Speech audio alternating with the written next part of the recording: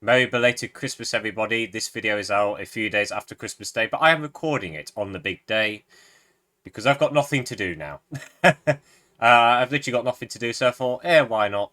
Let's record the worst movies of 2023 video, because that's what you always want to do on the big day, Christmas Day. Before we get into the rankings, I just want to say that if you can hear some jingling bells, Santa's not in my house trying to kill me. It's actually my cat. He's been home alone all day, the poor thing, and he wants to be around someone, so that's why I've left the door open for a bit, so he can walk around. So, if you hear any jingling bells, it's him. It's not Santa. But now, let's just get into the honourable mentions before we get into the big top 10. Ant-Man and the Wasp: Quantumania. A film, if you think about it, doesn't really need to exist now. Jonathan Majors has been found guilty, so pretty much this film has no relevance for the future of the MCU, probably. The Flash. A cameo fest. That's all this movie was right towards the end. Creates a lot of plot holes. Just looks incredibly ugly with all the CGI, and Ezra Miller really could be doing a lot better. Thanksgiving had some creative kills and the performances were fine, but nothing special really, and didn't really go into the all goofy concept that I really wanted it to go to. Cocaine Bear. It's Cocaine Bear, what else do you want me to say? When You Finish Saving the World. Again, two great lead performances, but unlikable characters don't make an interesting story if you don't care about them. Fast X, the start of a 3-part movie. Why is it 3 parts? I don't know why. This franchise has been going on for way too long. Please end it now as soon as you can. And finally, Diary of a Wimpy Kid: Cabin Fever. The latest animated movie in the franchise is the best, but it's still pretty bad. But on a more positive note with Diary of a Wimpy Kid, I got the new book, and I must say, 50 pages in, I'm enjoying it. Those were the dishonorable mentions. You were all pretty bad, but you weren't bad as these next 10. 65 for me is one of the most disappointing movies of the year. A great concept with a great lead actor. Absolutely wasted for this sluggish, dumbed down action movie with dinosaurs that hardly has the main thing in it, dinosaurs. A simple plot that doesn't do anything spectacular. The whole man finds a child and takes him with us on the journey, tries to protect her, is done to death with this film. It's terrible. The visuals are pretty cool. Adam Driver is great in anything. That is about it. Apart from that, it is a 90-minute sleeper film. Heart of Stone is the next big budget Netflix movie that does nothing different and you'll forget about in 2 days since you've watched it. No one cared about this movie. It looks expensive, that's it. There's nothing memorable about it. You'll forget about it in 2 days. Do not watch it. Netflix, please stop producing these crap movies. Expendables 4, or Expendables as they like to call it with the title. I didn't review this one and I watched it late. I wish I never watched it now. Now look, I'm not really a big fan of the Expendables films really, but they had a certain charm to them. They are throwback action movies where you could actually blow stuff up for real. With this movie, it's all fake, it's all CGI, none of the cast look like they're having a good time, apart from maybe Jason Statham. That is it. It has a couple of okay action scenes, but that's it. Everything in this film looks fake and terrible. Expendables, you were honestly a disgrace to this franchise.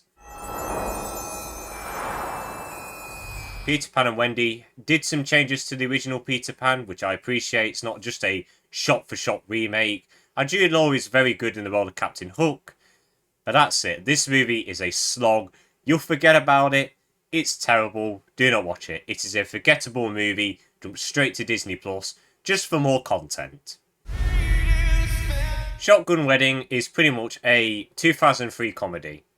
Because it definitely feels like it should have been released 20 years ago. It does nothing new. The story is pretty crap and basic.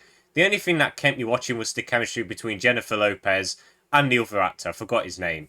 That is it. The story's bad. The action's bad. The comedy's bad. It's a straight-to-streaming movie that really shouldn't have even been released. It is that bad. It's insufferable. And it has probably the most cliche and laziest ending to any comedy film. The dance party ending. Stop it! Stop it! Stop it! Stop it! Stop it! Stop it! Stop it! The Exorcist Believer was a disgrace to this franchise. An absolutely terrible movie that hosts a pretty dark and horrible message at the end of it. It is a disgrace to the franchise. It has terrible performances, lazy scares, a lazy story, and it's just overall incredibly boring. You'll forget about it in a matter of days because it is one of the most corporate horror films I have ever seen. And they're doing a trilogy. I am not looking forward to the next films in this franchise at all. Hypnotic. I honestly will keep suggesting this film to you. It is the best bad movie of the year. When I saw this instead of The Little Mermaid, I was one of only 2 guys in there.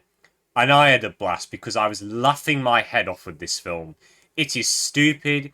It thinks it's the most smartest movie ever. When it is just so dumb, it makes no sense. It should be called Plot Twist the Movie. There is a reveal and a plot twist every 10 minutes pretty much. Please, if you can, get some friends and family over. Put out all the snacks and drinks in front of you and just enjoy this film. It is so funny. I loved it. Contrary to Hypnotic, Meg 2 was a slog. A right slog. The last 15 minutes kind of picked it up, but you bored me way before that I just didn't really care. What should be a dumb movie with Jason Statham fighting many megalodons. That's a concept that will get me in the cinema and shove some popcorn down my mouth. But I was so bored, unentertained. It had like 7 different plot lines that never really intertwine with each other. It was terrible. Don't watch the Meg 2 at all. Ghosted, aka AI the movie. The script, I honestly wouldn't be surprised if it was written by AI. This is the most cheap, corporate, lazy piece of filmmaking I've ever seen. They grab loads of these big Hollywood name actors, shove them in there, in a project that's just a money grabber for them. I don't know why these actors would agree to take this role, or the money, because it's clear this is just a corporate movie made to get views on their streaming service. It's terrible, one of the worst romantic comedies I've ever seen. All these movies and the dishonorable mentions, you were all terrible. But there was one movie that stood out as the worst of the year. I think you may all know what it is. It's pretty much everyone's number 1 or at least top 3 of the year. It is, of course, Winnie the Pooh, Blood and Honey. I mean, just from the title you could tell this is a stupid concept.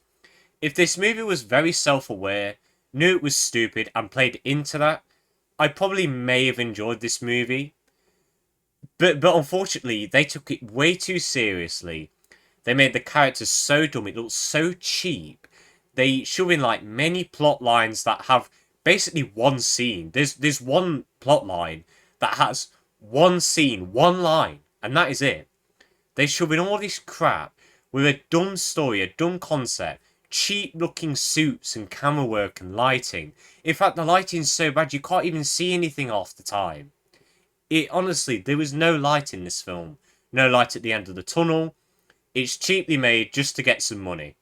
And they're doing a sequel to this. Arrgh! Stop seeing these movies. Honestly, we don't need more of this stuff. Winnie the Pooh, Blood and Honey is the worst film of the year. Terrible movie. One of the worst films I've seen of all time, really. Don't watch this film. It's terrible. Oh, bother. And yeah, guys, that's it for the end of this video. I hope you all enjoyed. Those were my worst films of 2023. There's many other bad films. I say many more. There's like a couple more bad films. But they weren't as bad as these films that I've listed here. So yeah, guys, I hope you all enjoyed this video. And what are your worst films of 2023? Let me know your rankings or just your worst, most disappointing film, whatever. I want to hear your thoughts, people. But I hope you all enjoyed this video. Have a good day. And see you later.